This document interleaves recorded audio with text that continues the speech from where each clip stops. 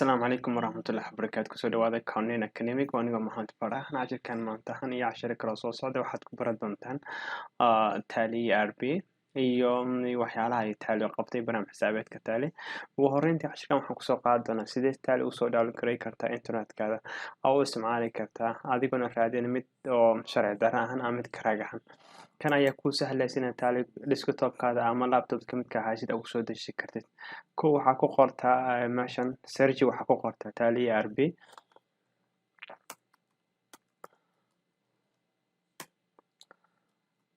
Tally RP9 ku qor marka ku qortid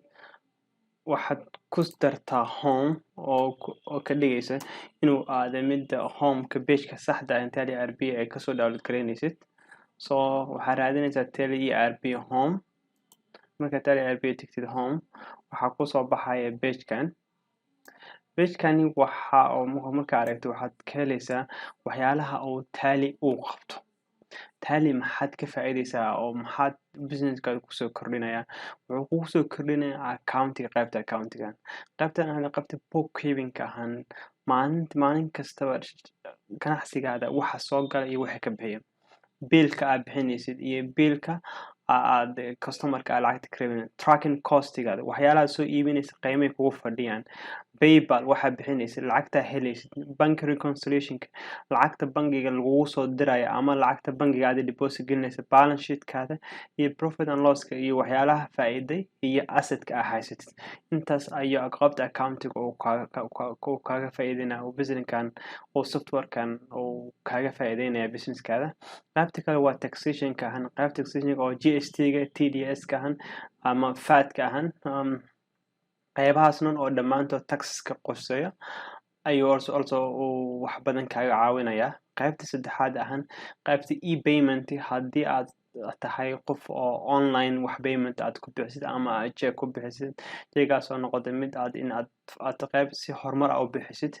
ama cost center ah u samaysid taasoo automatically lacagta payment ugu samayn kartid qaybo kale ayaa oo aad u muhiimsan ayaa ahaan qaybta sales management-ga qaybta wax iibinta ama suuqgeynta ahaan iyo qaybta wax soo iibinta ahaan oo wax dadka soo iibinaya qaybtaas ayaa ka kooban inuu qofka sales order-ka si loo receive ahaan stock group-ka stock query profit and loss price discount dhammaan intaasoo kooban intaasi in ka badan ayay Tally ka caawinaysaa ayay ku baran doontaa qaybta kale oo Tally ugu muhiimsan oo ayna waxay weeyaan qaybta payroll management-ga oo khusaysa employee-ga ahaan iyo sidii loo register gareeyo iyo sidii badge employee loo register gareeyo xilliga shaqada soo galay xilliga ka baxay iyo leave-ka inta uu gashay sanadkii inta oo loo angel yahay inuu insurance u qaato ama u qaato u qaato in rent home u qaato ama wax kasta allowance oo loo geliyo qofka shaqaalaha dhammaan wax kasta oo business-ka yar u baahan yahay Tally way ku qaban kartaa dib aan u noqono sida application-ka Tally ugu soo degi lahayd waxaad timaadaa home Tally tag wuxuu ku keenayaa meeshan waa Tally ahaan Tally Prime waa version-ka ugu cusub ee hadda 2021 ay soo dayeen Tally RP waa version-kii hore ee inta badan la isticmaali jiray before 2020 koorsadan waxay ku qosayn doontaa ama ay ku kooban tahay Tally RP9 qaybtan double click ku sii wuxuu kugu soo degi doonaa inta waxay qaadanaysaa daqiiqado inuu kugu soo dego hadba waxay ku xiran tahay internetkaada xawaaradiisa iyo siduu ku shaqeynayo xawaaraha internetkiisa markuu dhammaado waxaad ku siisaa double click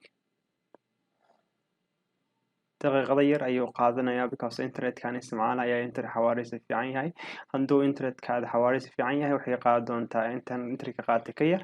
ama in la mid ahaan waxaa ku siisaa double click ama open wax yar ayuu qaadan doonaa kadibna wuu soo bixi doonaa kadibna yes dheh haddana yes dheh installation-ka wax yar ayuu qaadan doonaa wax yar kadib wax badan ma qaadan doona haddana kadib wuxuu ku soo baxaa meeshan waxaan ku install gareynayaa haddii aad rabtid waxaa ku install garan kartaa D ama C, laakiin waxaa fiican inaad C ku install garaysid because Tally ma qaadanayso cadad badan kama qaadanayso oo GB-ga qaadanaysa ayaa GB aad u yar, so C waa ku install kartaan, wax dhibaato weyn hard diskaada uma keenayso. Kadib waxaa ku tiraa install, so waqti yar ayay qaadan doontaa. Kadib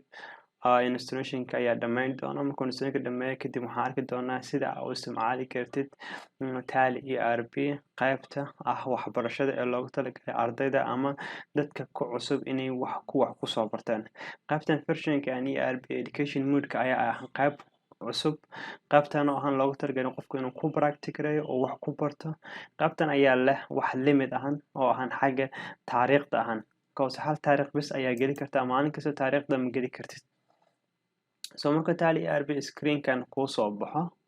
wax yar refresh ayuu systemka qaadan doonaa, kadib hal mar ayuu kusoo wada baxaa. Markuu kusoo wada baxaa waxaa isku daya screen-kan, wejigan waa wejiga ugu horeeya ee Tally ERP oo kusoo baxaya. So markan waa arrowga hoos u baxay waa inaad qaadataa ilaa aad tagtid work in education mode. Kadib waxaa ku siistaa enter markaa ku siisatid wax yar ayay qaadan doonaa systemka waxba aan ahayn. Kadib wuxuu aadi doonaa education versionka qaybta Tally. So this is the meesha ugu horeysa, wejiga ugu horeysa ee Tally ERP ee marka ugu horeysa ee company aad ka sameynaysid, aad company ka create gareynaysid, kadibna aad ku socon doonto company-gaada. So casharada